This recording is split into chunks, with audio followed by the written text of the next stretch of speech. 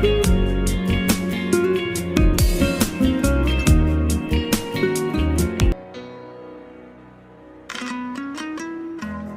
кубандырган нерсе эми бул жашоодо баарыбыз эле шүгүр деп жашайбыз да, ошол эң биринчи ушул ден соолук деп ойлойм. Ден соолук чыгармачылыктан күч алам. Китеп окуймбу, жазамбы анча мынча. Баягы бакыт деген ошо шүгүрчүлүк, жүрөктүн тынчтыгы, үй бүлөнүн жаңы. Саламатсыздарбы? Мен Субанбекова Гүлжена Идирисовна, Жаркын келечек Талас коомдук бирикменин жетекчиси болом.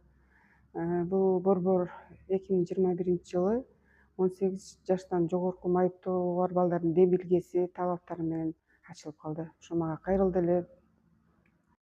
Бул борбордун негизделиши ушундай жаштардын дем илгеси менен башталган. Азиз Батыркуловго ыраазычылык билдирем. Ушул Талас шаарындагы жаштарды мындайча айтканда коомго аралашуусуна, өздөрүнүн потенциалын көтөрүүгө чоң жардам бере алды да. Биргеликте ошол күндөн баштап эле ЖИАга кайрылдык. Ал жактан ошо мотивация алып, кандай ишти баштаарыбызды, эмнеден баштаарыбызды билдик. Эртеси күнү эле мэрияга кайрылдык.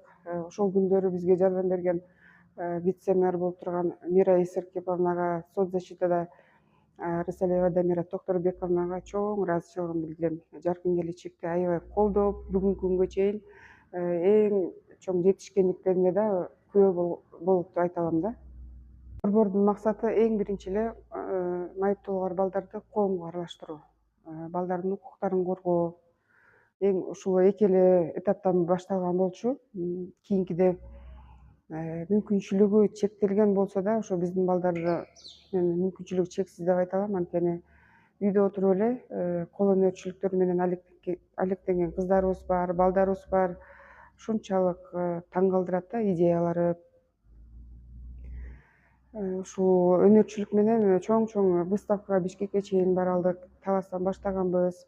Бүгүнкү күндө уже белгилүү болуп, кичине болсо да заказдарды алып, жакшынакай курчактарды токуйт, шурудан, бисерден браслеттерди, гүлдөрдү токуйт. Андан тышкары чыгармачыл жаштарыбыз бар. Ыр жазат, китеп жазат. Ушунун баардыгына мен ойлойм ушул борбор түрткү болду. Анткени бул жактан булар өздөрүнө ишене алды. Мүмкүнчүлүгү чектелүүдө эле камалып отурбастан бири менен дос күтүп, мындайча айтканда баягы бекилип турган таланттар ачылды да. Бул борборго эми 18 жаштан жогорку балдарды деп алып баштаганбыз, бирок бүгүнкү күндө 4 жаштан жогору 35 жашка чейинки балдарыбыз бар. 35-40 балага жардам берилет. Борбордун эң башында эле максаты айтып кеткендей коомго аралашуусу, социалдаштыруу болчу. Бул боюнча көп иштер жасалды. Мисалы үчүн бир эле Талас шаарында эмес, мен Талас областу боюнча айта алам, мага кайрылгандар көп болгон. Ошол учурда мисалы үчүн МСЭКтен өткөнгө майыптуулугу бар боюнча комиссиядан өтө албай калгандар болгон. Ал боюнча жардамдарды берип аттык. Курортно-санаторное лечение эмне экенин билбегендер бар болчу. Ошону өздөрү билип калды, укуктарын билип калды, кайсы жака кайрылыш керек. Анан эми кыйынчылыктар бар да, кыйынчылык жок эмес. Кыргызстан боюнча бизде негизи эле майыптуулугу бар жарандарга, балдарга эч кандай жакшы реабилитационный борборлор жок. Борбордун өзүндө эле болбосо, бизге ошо Талас шаарына негизи райондорго чейин ушундай борборлор керек. Бул жактан булар реабилитация алат. Ар бир алган дарылануу ЛФК, массаждан булар алдыга гана жылыш болот да. Ошол боюнча маселе бар. Анан имарат жай, коомдук транспортто ыңгайсыздыктар жаратат. Ошол кыйынчылыктарды эске алсак болот. Майыптуулугу бар балдардын. Бул балдарга коомдук транспорт, имарат жайларда өздөрүнүн пандустары жок болгондуктан, транспортко түшө албаганынан кыйынчылыктар жаралат. Андан тышкары кесиптик билим ала албайт. Ошол жака мүмкүнчүлүктөрү жетпей калат. Көп эле көйгөйлөр бар. Негизи мурдага караганда пенсия, пособие көтөрүлдү, ал жагынан жылыштар жакшы, жаман деп айта албайм, бирок ошо көбүрөөк дагы эле көңүл бурулушу керек. Жеке тажрыйбам бул иште башында мен деле эч нерсе билбечүмүн. Кайрылып атып, кирип атып, майыптоогор балдардын укугун коргоп атып, ушул опыт алдым десем болот өзүмө. Билинбей эле жетишкендиктерим эми бул балдардын коомго аралашканы, бири бири менен баарлашып дос күтүп калганы, өз алдынча чечим чыгарып, чоң иш чаралар болобу кошо аралашканы болуп калды да. Мына 4 жылдан бери фестиваль өткөзөбүз. 2 жылдан бери аларды даярдап, мындайча айтканда сүйрөп, кыйынчылык менен аралаштык да. Эми мына 2 жылдан бери карасам, өздөрү эле сценарий түзүп, биз бул ырды тандап ырдасак болобу, буну бийлесек болобу, аткарсак болобу деп уже мындайча айтканда көч түзөлүп калыптыр деп айта алам да. 4 жылдан бери мына 5 жылга карап калды. Жаркын келечек борбору кандай жетишкендиктерге жетти, кандай максаттар коюп атты эле, ошол боюнча айткым келет. Мына максаттарыбыз эң башында кичинекей эле болсо, мына бүгүнкү күнү максаттарыбыз чоңойду, балдарыбыздын көз карашы өзгөрдү, коомго аралашканды көрүп атабыз, тренинг жана семинарларга катышып атып, ошо борбордун да салымы чоң болду деп айта алам. Анткени Рахат Анаркул кызы быйылкы жылы китеп чыгарды, "Күчтүү айымдын үнү" деген китеп жазды. Мен ошого аябай өзүм да таң калдым. Мындай коляскада отурган кыз ушундай китеп жазып, өзүнүн оюн китепке бетине түшүрүп, аябай жакшы жазган да. Бул да ошо түрткү болгон деп айта алам. Анан кийин жакында эле ошо балдар кыздарыбыз айтпай эле өздөрү май айында апалар күнүнө сонун эс алуу уюштуруп берди. Ошону мен чоң жетишкендигим деп айта алам. Анткени биз күткөн эмеспиз, апаларды кубантып, жакшы сөздөрүн арнап, программаларды, оюн зоокторду уюштуруп түзүп берди да. Алдыдагы борбордун максаты бизге имарат жай керек. Азырынча мына отурумдук имарат берген, бирок ал эми канааттандырбайт бизди. Бизге ушул балдар үчүн чоң имарат жай болсо, ал жакта мен эң башында максат койгонбуз да, ошо балдарга өздөрүнө ылайыктуу кружоктор болсо, ким кандай кол өнөрчүлүк мененби, башка менен алектенеби, ЛФК өздөрүнүн кабинети болсо, массажный кабинети болсо, бизге азыр ушулар койгон максатыбыз болуп атат да, келечекте чоң борбор ачсак деген. Балдарга билим берсек, менин кайрылуум мүмкүнчүлүгү чектелген деп үйдө отурбаңыздар. Мен айрыкча жаштарга, өсүп келаткан муундарга айтат элем да. Сиздердин мүмкүнчүлүгүңүздөр чексиз. Бул мүмкүнчүлүгү чектелген, бул сиздерге наоборот, мындайча айтканда, өзүңүздөргө мотивация болуш керек да. Мен мүмкүнчүлүгүмө карап отурбастан, мен эмне кыла алам, мен коомго кандай аралаша алам, эмне пайда бере алам, өзүмдүн билимим, өзүмдүн кол өнөрчүлүгүмдү кандай чыгара алам. Ошентип өзүңүздөргө жол табыңыздар, эч убакта карап отурбаңыздар. Бул болгону кичинекей эле мүмкүнчүлүксүз деп эле айта алам да. Мындай караганда баарыңыздар эле теңсиздер.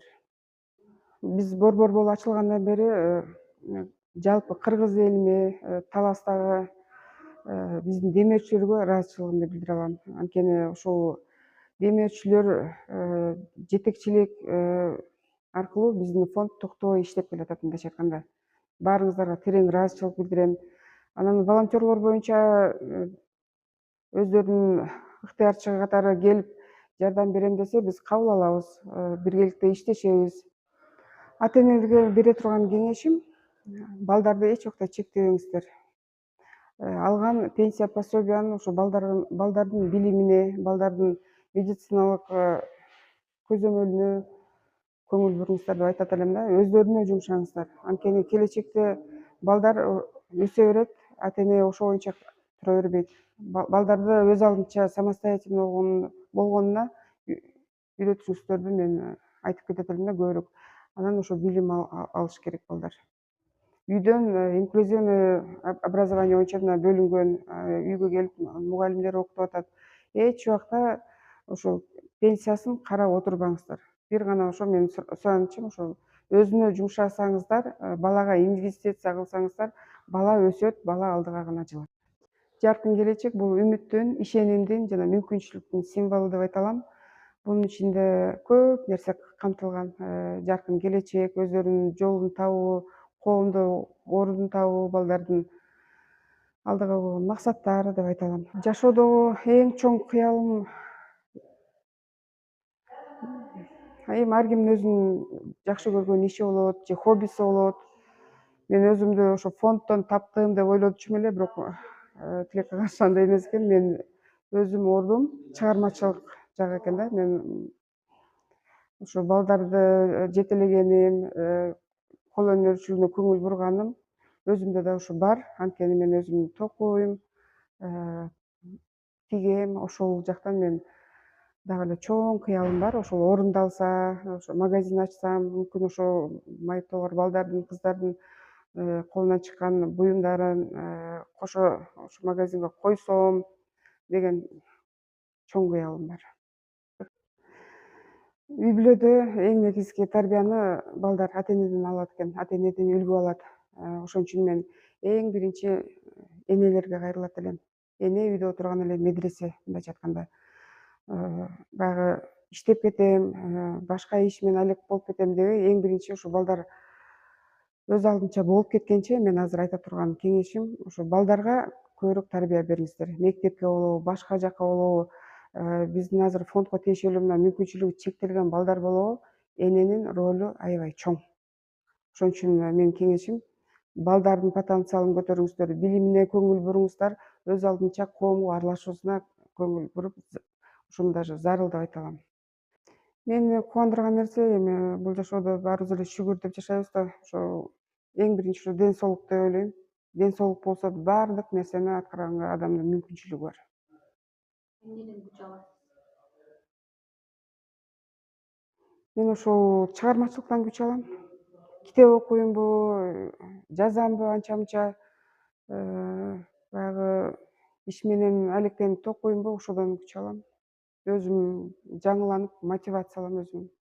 Бакыт деген эмне?